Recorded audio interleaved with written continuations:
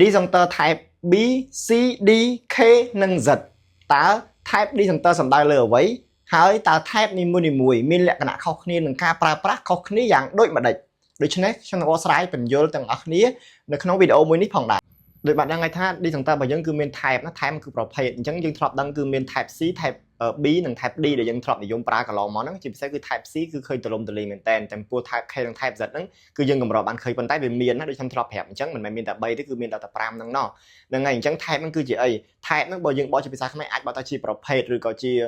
លក្ខណៈពិសេសឬក៏លក្ខណៈសម្បត្តិនៃប្រភេទអីមួយអញ្ចឹងឧទាហរណ៍មនុស្ស type របស់យើងអញ្ចឹងបានន័យថានោះនឹងមានលក្ខណៈសម្បត្តិដែលយើងចង់បានអញ្ចឹងកាត់ន័យងាយយល់អញ្ចឹង type គឺជាប្រភេទនៃលក្ខណៈសម្បត្តិរបស់ disjunctor ទាំងអស់ហ្នឹងគឺប្រភេទ B នេះគឺយើងប្រើសម្រាប់ប្រភេទទូចបំភ្លឺសុទ្ធអីចឹងមកហើយដល់ពេលប្រភេទ C ប្រើមួយ motor អីចឹងទៅអាហ្នឹងគឺជាលក្ខណៈសម្បត្តិរបស់ disjunctor ប្រភេទ C B D នេះអញ្ចឹងទៅអាហ្នឹងគឺជាលក្ខណៈសម្បត្តិណា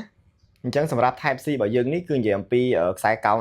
នៃការលោតផ្ដាច់ខ្សែកោងរបស់យើងពាក់ព័ន្ធនឹង type C គឺយើងចរន្តលើសហ្នឹងអាច3ទៅ5ដងវាលោតហើយអញ្ចឹងគឺប្រើសម្រាប់បំភ្លឺបណ្ដាញភ្លឺអាចធន់វាអាចធន់បានតិចហ្នឹងហើយវារាំង sensitive បានន័យថាវា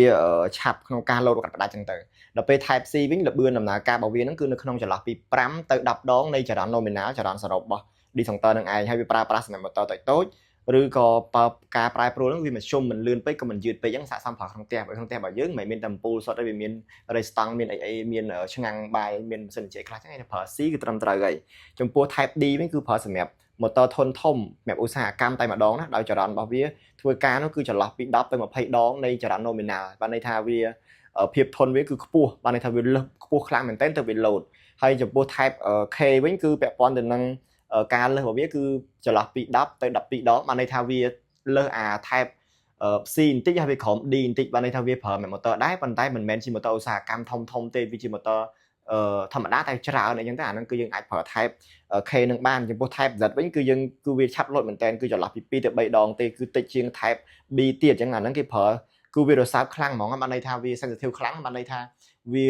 ងាយប្រតិកម្មងាយលោតលឿនមែនតើតែបន្តិចគឺលោតអាហ្នឹងគេប្រើសម្រាប់ឧបករណ៍អេឡិចត្រូនិកដូចជាបរិក្ខារពេទ្យឬក៏បរិក្ខារពាក់ព័ន្ធនឹងអេឡិចត្រូនិកដែលតង់ចង់ទៀបមូលហេតុអីអាទៀបអញ្ចឹងតែកណាលើសគឺដាច់ឆេះតិចអញ្ចឹងយើងត្រូវការឲ្យវាឆាប់មែនតើដើម្បីឲ្យឆាប់លោតដែរចង់បញ្ជាក់ផងដែរថានេះមិនពាក់ព័ន្ធនឹងអាំពែទេណាអាំពែណាក៏មាន type ខុសគ្នាអញ្ចឹងដែរអញ្ចឹងយើងត្រូវប្រើប្រាស់ឲ្យបានចំគោលដៅមិនសំដៅលើអាំពែទេឧទាហរណ៍ថាយើងកណនាទៅឃើញបន្ទុករបស់យើងត្រូវការប្រើប្រាស់ហ្នឹង60អាំពែអញ្ចឹងចុះប៉ុន្តែយើងប្រើសម្រាប់អីត្រូវគិតអញ្ចឹងវិញបើប្រើសម្រាប់អំពូលធម្មតាទេ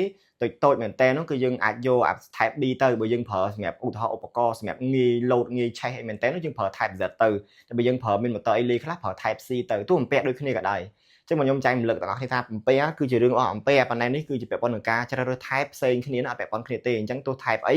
ក៏មានអំពែដូចគ្នាអញ្ចឹងដែរគ្រាន់ថាដូចនិយាយអញ្ចឹង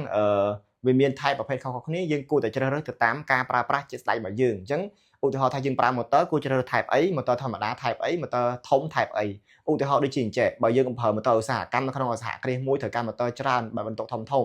អញ្ចឹងយើងយក type ឧទាហរណ៍យើងយក type C ចុះអញ្ចឹងគឺវាអាចធន់បានទេអញ្ចឹងគ្រាន់តែ motor នឹងរ៉ាន់ភ្លាម disjunctor លោតបាត់ហើយស្អីវាឆាប់ក្នុងការលោតតែឧទាហរណ៍ថាបើយើងប្រើធម្មតាបំភ្លឺធម្មតាទេប៉ុន្តែយើងយក type ខ្ពស់ពេកយើងយក type